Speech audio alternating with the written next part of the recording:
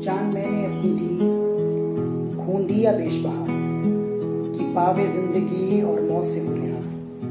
ये जान यूं दी तुझे, क्या देता तू मुझे। परमेश्वर के लोगों, परमेश्वर के मधुर और जलाली नाम में वापस से आप सभी को जय मसीह की। और परमेश्वर के लोगों, जैसे इस गीत के शब्द हैं कि जान मैंने अपनी दी और खून दिया बेशबहा, कि पावे जिंदगी और मौत से हो रहा। ये जान यूं दी तुझे, क्या देता तू मुझे। परमेश्वर के लोगों, आज के दिन जो कि प्रभु भोज के नाम से जाना जाता है, आखिरी फसह के नाम से जाना जाता है, और हम इसे इसी भांति हर साल हम इसे इसी रीति से मनाते आते हैं, और हमने इसे अपनी ज़िंदगी में एक बहुत अहम रोल भी दे रखा है। परमेश्वर के लोगों, कितना पेनफुल है और कितना पेनफुल स्टेटमेंट है जो लूका की इंजील और उसकी 22वें बाब की 14वीं आयत से मिलता है। लिखा ऐसा है, जब वो घड़ी पहुंची तो वह प्रेरितों के साथ भोजन करने बैठा, और उसने उनसे कहा, मेरी बड़ी लालसा थी कि दुख भोगने से पहले यह फसह तुम्हारे साथ खाऊं। कितनी गहरी और कितनी अच्छी बात लिखी है यहाँ पर कि यीशु मसीह अपने चेलों के साथ जब वो बैठे हुए थे, भोजन करने बैठे, तो उन्होंने कहा कि मेरी बड़ी लालसा थी, ये मेरी बड़ी डिज़ायर थी, मेरी डीप डिज़ायर थी कि मैं दुख भोगने से पहले, संकट में जाने से पहले, बड़ा दुख, इससे पहले कि मैं एक बड़ा दुख झेलूं, उससे पहले मैं ये चाहता हूँ कि मैं तुम्हारे साथ ये फसह का पर्व मनाऊं, मैं तुम्हारे साथ ये भोजन करूं। उसने, कितनी पेनफुल बात है, आप सोच के देखिए अपने जीवन में कि किसी इंसान को दूसरे दिन एक बहुत बड़े संकट में जाना है। अगर हम आज की बात में सोचें, अगर किसी को फांसी की सज़ा हो जाए और उसे मालूम है कि कल की सुबह मुझे फांसी दे दी जाएगी, और एक दिन पहले वो अपने लोगों को इकट्ठा करे और ये कहे कि मैं चाहता हूँ कि मैं एक बड़ा सेलिब्रेशन करना चाहता हूँ, मैं एक बड़ी खुशी, एक पर्व मनाना चाहता हूँ दुख भोगने से पहले। बहुत मुश्किल है। मैं नहीं सोचता कि कोई भी कैदी या कोई भी शख्स जैसे फांसी लगने वाली है, वो दूसरे दिन इस तरीके की कोई, एक दिन पहले वो इस तरीके का कोई काम करेगा, या इस तरीके का कोई सेलिब्रेशन करेगा, या इस तरीके का कोई पर्व मनाएगा। मगर प्रभु के लोगों, यीशु मसीह एक दिन पहले, दूसरे दिन उसे क्रूस दी जानी है, कांटों का ताज पहना जाना है, उसके ऊपर लोग थूकेंगे, उसे लोग मारेंगे, उसके कपड़े फाड़ दिए जाएंगे, और वो एक दिन पहले अपने चेलों से कह रहा है कि मेरी बड़ी लालसा थी कि मैं तुम्हारे साथ ये फसह का पर्व मनाऊं। आगे की वर्ष में लिखा है कि उसने रोटी ली और शुक्र करके तोड़ी, आसमानी बाप का शुक्र किया, और उसने शुक्र करके वो रोटी तोड़ी और अपने चेलों को देते हुए कहा कि ये मेरा बदन है जो तुम्हारे और बहुतों के खातिर तोड़ा जाता है, इस यादगारी में कि मसीह तुम्हारी खातिर मुआ, इसे अपनी रूहानी खुराक बनाओ और इसे खाओ। उसी के बाद उसने प्याला भी लिया और अपने लोगों को देते हुए ये कहा कि ये मेरे नए अहद का मेरा वो लहू है जो तुम्हारे पापों की क्षमा के लिए बहाया जाता है।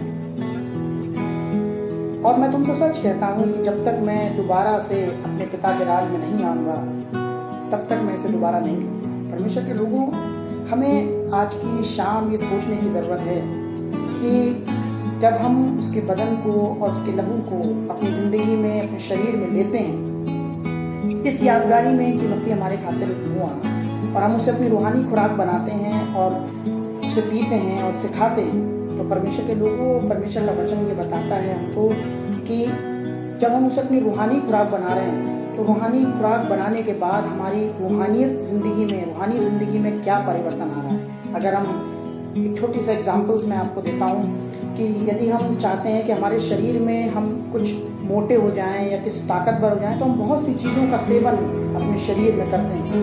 कुछ लोग कुछ तरीके के कहते हैं कि कुछ फलों में कुछ विटामिन होते हैं, किसी डाइट, कोई भी चीज़ लेने से, किसी खाने में, किसी भी चीज़ में अलग अलग तरीके की शक्तियाँ होती हैं, अलग अलग तरीके की क्वालिटीज़ होती हैं, और उसे खाने से हमारे शरीर में फ़र्क पड़ता है। या तो हम बहुत मोटे हो जाते हैं, या ताकतवर हो जाते हैं, या हमारे मसल्स बन जाते हैं। ये परिवर्तन चीज़ों को खाने से हमारी ज़िंदगी में आता है, हमारे को शक्ति मिलती है, हमें सामर्थ्य मिलती है। मगर जब हम, ये है शारीरिक बात, मगर अगर हम रूहानी बात करें तो रूहानी बात को बढ़ाने के लिए, हम रूहानी ताकत को बढ़ाने के लिए, रूहानी बातों को मजबूत और अच्छा करने के लिए हम परमेश्वर के लहू को और परमेश्वर के बदन को अपनी ज़िंदगी में लेते हैं। हम उसे खाते हैं और उसे पीते हैं। अक्सर हम महीने के पहले इतवार को, रविवार को चर्च में हमारे पासवान लोग हमारे को ये पाक सैक्रामेंट देते हैं, ये पाकाशा देते हैं, और हम बहुत अच्छे से, बड़ी हलीमियत के साथ और बहुत अच्छे से, बहुत हलीमियत के साथ हम इसको रिसीव भी करते हैं। मगर परमेश्वर के लोगों, क्या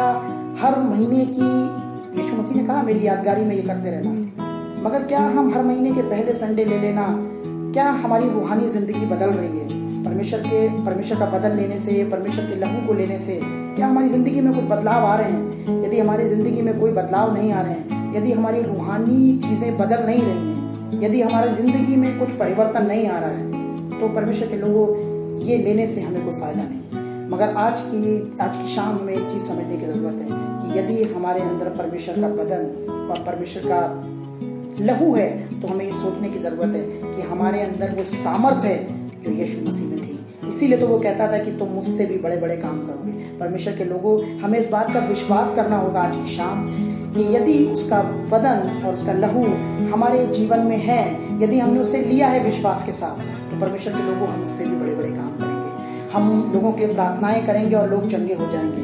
यदि हम लोगों के लिए प्रार्थनाएं करेंगे तो उनके परिवार के वो मसले जो उनसे सुलटने लगेंगे। हमें अपने अजीज़ों के लिए, हमें अपने लोगों के लिए, अपने पड़ोसियों के लिए, अपने दुश्मनों के लिए प्रार्थनाएं करनी है। वो तबीयत जो यीशु मसीह के अंदर थी, वो तबीयत हमारे अंदर आनी चाहिए। जब हमारे अंदर वो तबीयत आ जाएगी, जब हमारे वो क्वालिटीज़ आ जाएंगी जो यीशु मसीह के अंदर थी, तब हम सच में कह पाएंगे कि ये बोझ हमारे लिए, हमारे जीवन के लिए परिवर्तन ला रहा है। परमेश्वर के लोगों, ये बहुत ज़रूरी है आज की शाम कि हम जब उसके बदन को और उसके लहू को ले रहे हैं, यीशु मसीह यही चाहता था कि जब तुम मेरे बदन को और मेरे लहू को ले जाओ तो मेरी क्वालिटीज़, मेरी बातें तुम्हारे अंदर पाई जाएं। तो परमेश्वर के लोगों, जब तक वो दोबारा नहीं आता है, तब तक हमें ये करते रहना है उसकी यादगारी में। और उसकी यादगारी में हमें, जैसा वो जाता था और कहता था कि तुम मुझसे भी बड़े बड़े काम करोगे, तो परमेश्वर के लोगों, हमें इस बात का विश्वास करना है कि आज की शाम जब हम उसके बदन में सहभागी हैं, उसके लहू में सहभागी हैं, तो हम उसकी अच्छी बातों में भी सहभागी हैं, उसके गुणों में सहभागी हों, उसकी काबिलियत में सहभागी हों। इस बार फिर से परमेश्वर आज की शाम इस गाने के माध्यम से आपसे बात करना मांगता है कि जान मैंने अपनी दी और खून दिया बेशुमार, पावे जिंदगी और मौत से बुरे, ये जान दी तुझे, क्या देता था मुझे। हमसे और आपसे पूछ रहा है, मेरे से और आपसे पूछ रहा है कि मैंने तुम्हें बदल दिया, मैंने तुम्हें लहू दिया, तुम मुझे क्या देते? तो आज की शाम हम अपनी तैयारी करें कि हम परमेश्वर को क्या देते हैं। आज डिसाइड करें कि हम उसे क्या देना मांगते हैं। परमेश्वर हमसे चाहता है कि तुम मुझे क्या देना मांगते हो। तो आइए हम अपने जीवन को परमेश्वर को समर्पित करें और इसी बात से परमेश्वर आपको आशीष दे, बरकत दे।